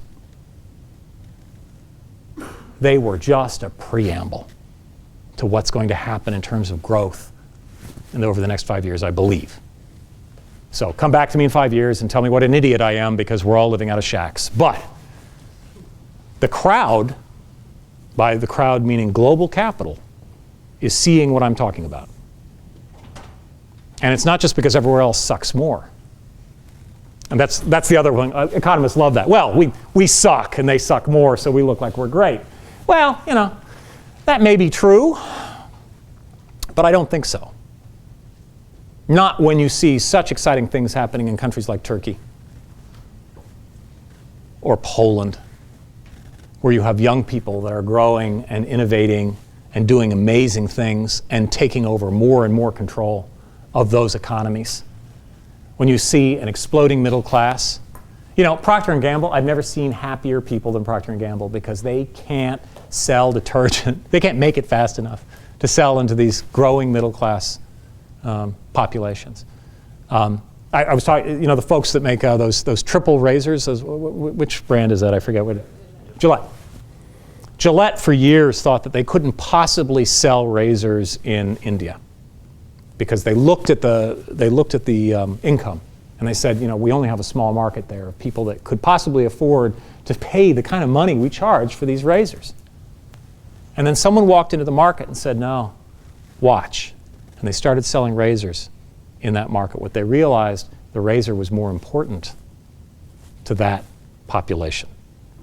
That even though someone was making very little money, they would plunk down $5 for that razor so that they could look sharp, so they could get a job, so they could get opportunity, so that they could become part of a growing, more wealthy middle class. People are willing to spend more money on real estate than they're spending right now. People look at the pricing of real estate right now and they go, oh God, it's through the roof. Oh, we've only just begun. Real estate's going to get more expensive, but only if it gets better. If it provides people the tools they need to be successful, to be happy, to be successful. So a razor is too expensive for some guy that's trying to get a job as a clerk in India, but he buys it anyway. That's the biggest growth market right now. Because it's important to him to succeed, to have a smooth face. Unlike everyone in the United States that doesn't shave. It's weird how that works. You had a question. What was it, Brian? There's too much build-up on this question. I was interested because so much of the concepts we learn here in school and about real estate are other people's money, getting debt, getting investors. So I'm trying to walk through the idea of whenever you're talking about these cool different spaces, and it's not one of those industries that moves really quick with trends. So it's kind of one of those things where going into investment committee and talking to Brad or somebody and telling them telling them to kind of, here's an idea, go with it, this is an interesting trend. How do you get that funded? And then like from a lending institution, like a bank, going in with the business plan, and you have everything that goes into that loan application, and they read the part where it's like, yeah, I'm looking to do this kind of co-working, cohabitation type space, and it's worked well in San Francisco. I think this is a similar market. I mean, do you see the lending institutions and investment committees, do you see them kind of get more creative? Equity is more open, obviously, than debt. Debt is always the last one to the party. And there's a good reason for that, because in equity, you only have to hit the ball 2 or 3 times out of 10, and you are a genius, and you are richer than rich. In debt, you have to hit it 9.5 times. And if you miss it one more time than that, you're out of business. So debt, by their very nature, they want to know. They have to know, because they have no upside. They really don't, unless they're getting into mezz debt and JV, and then they're really behaving more like equity players. But even then, they're not making as much money, and they don't have as much security. There's part of me that goes, why do you want to do JV? Thank you for the money, but why? Because I don't know how you're going to make money out of this. Anyway, equity will see it. And even institutional equity, even the principals and the prudentials and the teachers and the CalPERS. And the reason they're seeing it, you have, in the real estate space alone, you have, in the United States, about 350 funds, fund managers, all of which have numerous funds. So there's, I don't know what the total number of funds that are in the market. These people are understaffed. They have no time at all. And they're looking out over a sea, and there's always someone new, and everything else. They have no possible way of differentiating. In great part because every single fund comes to them and says exactly the same thing. Exactly the same thing. And it's the one that says something different that gets their attention. So let me back up and give you a little bit of marketing theory, a little bit, okay? You've heard the term differentiate, right? A couple times, probably used it yourself. How do you, Stuart, differentiate yourself? Looking at those around me and then looking at what is unique about myself and trying to emphasize that. Excellent. If someone were to ask you, Sandeep, what's better about you than anyone else that might want to work for NAREIM, what would you say? Not that you'd want to, but Apart from real estate, I can think about international trade. Yeah, so like you would try to see things that probably others might not have and improvise on them. You might innovate. You might understand the competition and try to deliver more. You guys were listening to me, weren't you? Usually when I ask that question, people say I work hard. I do better analysis. I do more analysis. I do what everyone else does, but I do it a little bit better. Companies do that all the time, especially when they're making a pitch to an institutional investor. Well, we have a really incredible due diligence process, and we have worked out the segments of this market, and we've done this. By the way, that's exactly the same thing everyone else is saying. Exactly. And whenever I talk to groups like that and they tell me what their differentiators are, you guys are smart. And you see, you're going to save the world. You get it already. But what has to be told to people, even when you are pitching to institutional money, just because it's institution doesn't mean they're stupid, is that differentiate means different. It doesn't mean the same but better. The same but better always loses, eventually. Unless you have a really good friendship, you went to college with the guy, or your father is funding them, and those are good strategies. Don't get me wrong, what I wouldn't give for a trust fund. You can do amazing things if you don't need to make money, amazing things. But if you need to make money, and if you need to get other people's money to do things, you have to be able to demonstrate to them what it is that you're doing that has uncovered an opportunity that other people are not seeing. There's a marvelous fund that emerged in the, really at the beginning of the recession. Fund manager out of Chicago called Harrison Street Capital. Okay, really smart guys. They had some money to start with. That always helps. First, get $1 million. Then you can do all sorts of things. They were investing the Gavin family money. So a lot of these small kind of family shops were doing some amazing things. So all that Motorola money started them. But the way they got their real estate strategy going is they said, we see something in the marketplace that no one else sees and that the larger players are not able to get. And here's why we think it's going to work. And I would go to conferences, or we'd have roundtable discussions, and those guys would be sitting there, and everyone, in 2009, 2010, and everyone was depressed, and it was the end of the world, and it was really hard. And you will go through that. I hope you all go through at least 1 or 2 recessions. That means that you survived. Recessions suck. There's no two ways about it. But they were smiling. They were just piling in the new dollars. They raised funds in no time at all, and it seems like they're raising a new one every 9 months. It's amazing what they've done. And they had this new strategy where they saw an opportunity that was lining up senior living and student housing, of all things. So they were essentially, what they realized, that there were all these kind of small opportunities where you had people that were retiring next to universities and how they could integrate the two together. And they had this neat little strategy. Now it's expanded since then, and they're in very niche markets. They're in places like self-storage and places like that are kind of ugly. But they were able to get money in their new strategy that other people weren't using, and they're continuing to get dollars because of it. And they're investing well. Sam Zell, have you heard of him? He's kind of an interesting character. Apparently he gets stoned every afternoon. I didn't know that until I worked with someone who worked with him. He has his own balcony outside of his office, beautiful old building. And he goes out there and he tokes up at around 2 or 3 o'clock. It's good to know this stuff. It's just good to know. It keeps you amused. Sam Zell did something really interesting. He took the whole differentiate means different to heart. He went out and he bought a bunch of mobile homes. Not sexy, not interesting. Great economics. Brilliant economics. Beautiful supply-demand issues. I mean, no one wants to build a mobile home park next to them. So there were no new ones being built, and he gobbled them up. That's the foundation of that fortune, and it is a considerable fortune. He looked for something that other people weren't seeing. Now, coming in and saying, here are the trends that you can look up and you can see in this magazine, and Harvard just did a case study on this, and therefore that's what we're going to invest in, good luck.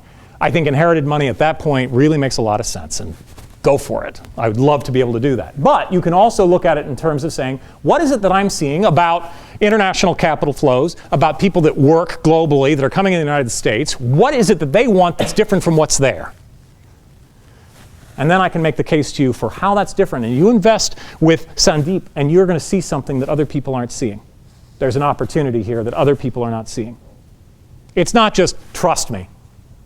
It's here's what I'm seeing that you're not seeing, and that all the others are. You'll get attention for that. Or here's how I'm going to figure out a way to create the ultimate government offices that they really want, because these guys don't like working in regular offices. They need to do this, this, and this. And here are the people that are going to buy this. And here's why they're going to buy it. It takes some guts. It takes some chutzpah. But you can always use Hooters. It always helps if you come up with the alternative. But that's the nut. That's the question. If you answer that question, then you win. And it takes time. And you guys had Steve Felix in here last year or last summer. I don't remember what it was. That's how Crystal found me, I guess. He's always good on that in terms of these relationships. You have to build them over time. And you have to really look at people as really enjoy people. Really, the more you can get excited about other people, not only will the easier this job be, but the more opportunity you're going to unsurface. I know a lot of you probably are strong analytics. I would expect it. Really good at thrashing out that spreadsheet until it makes sense. And that's great. But there's another skill you're going to have to really spend time on. Fall in love with people. Really find what's interesting about them. You know who the most interesting person in the room is? The most interesting person in the room is the person who finds everyone else interesting. Because really, we're people that are interested in us, we really think are great. Right? That's how you collect people, is be interested in them. Find out what they've got that you don't have. Learn from them. Do exciting things with them. By the way, there's a great way to do it. There's a strategy.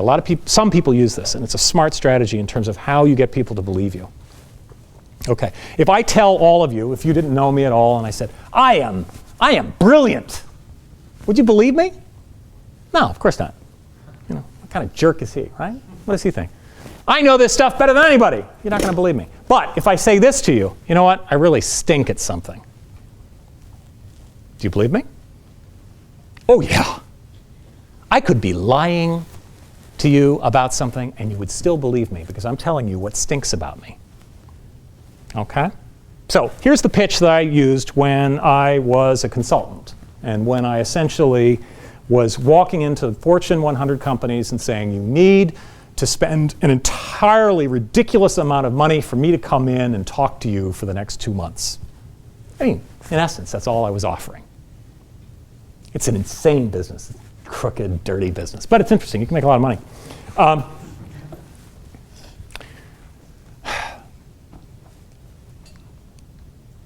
You never want to hire me as an accountant. Okay? You really don't want to use me even as an analyst because I'm going to go through those spreadsheets and, you know, they're going to, I mean, I don't think that highly of my own, you know, arithmetic ability. I can get by. My wife makes fun of me every time I balance the checkbook. But you really don't want to hire me because I'm going to look for ways to avoid the work. I'm going to try to find shortcuts. I'm not going to hit every single dot. And I'm certainly not probably going to have an accurate outcome if you're asking me to calculate, you know, multiple moving parts in a financial environment. Just, I'm the worst person to ask for that. And, you know, if you want, I can tell you all sorts of stories about how much I suck at that. That's why I have a really good relationship with some very smart accountants and financial people. Because I do that. I can't help myself. I'm always trying to find a way to do something with a little bit less work, a little bit less risk, a way to find a better way to do something that's going to create more demand from other people. I'm always looking for shortcuts. I'm always looking for hacking of an existing system. I'm always trying to figure out, just because you are telling me that I have to do this in such an unpleasant manner, why can't I do it another way?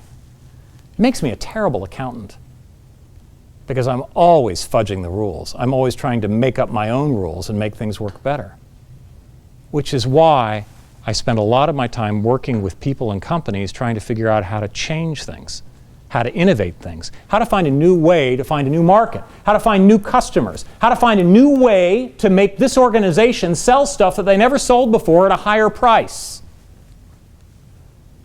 That's why you need to hire me as an innovator, because I'm a lousy accountant. Now, everything I said was true, but I could have lied and you would have believed me, because I told you exactly what's wrong with me. And there are some fund managers that I work with, they start with what's wrong with them. We're not big enough to take on some of these things that you're seeing Heinz do. Man, those guys are brilliant. Yeah, we're going to be doing self-storage, and I know it's kind of, you know, it's kind of a goofy business, and you know, but there's some interesting dynamics to it, and this is why I say that. Here's a market where people are not paying attention. Here's a market where I think we can go, but you know, if I'm too big, it would just be too small for anyone to pay any attention to. But I'm small enough to be able to, and lean enough that I can figure out a way to make this work. And let me show you how the numbers work out. But I'm not, you know, you want to go to Heinz if you want the big play. All true, very believable. Does that make sense, or do you think I've just taught you how to lie? Yes, sir. What do you think will change in terms of developers working with designers? Because it sounds like where you see it going is high design. Do you think developers will have to spend more on the design end than they have in the past? Architects to think out of the box. Yeah, you know, I think it's a tricky one. You know, and I think there are people that know a lot more about those things. But what I've observed just with all my friends and colleagues that are architects and all the people I know that are on the other side, again, I don't think it's black and white. I think there is a branded design movement, which I think will falter ultimately. I mean, how many times do you have to have wave patterns on the outside of an office building before you say, I really don't need this, or hotel? Or, you know, how many titanium structures do we need in the world? You have to wonder. But, you know, it worked, and Gary made a lot of money because of it, and he's a good designer, and it's interesting. But I just don't see it as a useful real estate play. I see it as it's sculpture. It's art. I do see that architects and real estate people have to figure out how to work together better. I think we need to get away from art and more towards the way industrial design has moved. I think the idea of figuring out how do you create more demand? How do you create something that's more attractive, that's responding to the way people actually use something, versus how do you make something beautiful? And I think we've gone down a couple of funny roads with architecture, to be honest, where a lot of people are spending a lot of time making beautiful sculpture. And it is beautiful, but it's not responding to the needs of the people that are inside the building, so you're having to adapt it. And some of the smartest architecture I've seen is where architects have been involved with the adaptation of an existing space. You know, where they've seen the desire lines, where they're building the pathways on top of the mud paths. And the architects I really respect, the designers I really respect, they are getting work that way. That's what they're seeing as a way to think that way, as opposed to how do I create the next, how do I become the next Frank Gehry? There's only one Frank Gehry, and there's only so many museums. You know, and again, Chicago has a Frank Gehry. It's great. You know, a band shell, it's beautiful. It's great. Reflects light in a gorgeous way. I can't live in it. I can't monetize it. So there's another place that we need to be. And I think some of the, you know, when you go back to Burnham and you go back to some of the greats of the turn of the century, that's what they were doing. They were really following existing desire lines that were happening. And they did brilliant work. And they were revolutionaries in the time, because they were doing things in ways that no one had done it before. But that's what's fun about living in Chicago. I recommend it to anyone. We need more young, brilliant people like you, because you're surrounded by genius. So. Have we run out of time? I think we've run out of time, but let's take the opportunity to continue this conversation at the reception over in the Regent Lounge. I hope everybody can go. Gunnar, this has really been a very refreshing look at real estate. It's been a reminder of why we are here and what we should be thinking about. Especially appreciate some of the wisdom that you shared today. So thank you so much for doing that. Thank you, sir.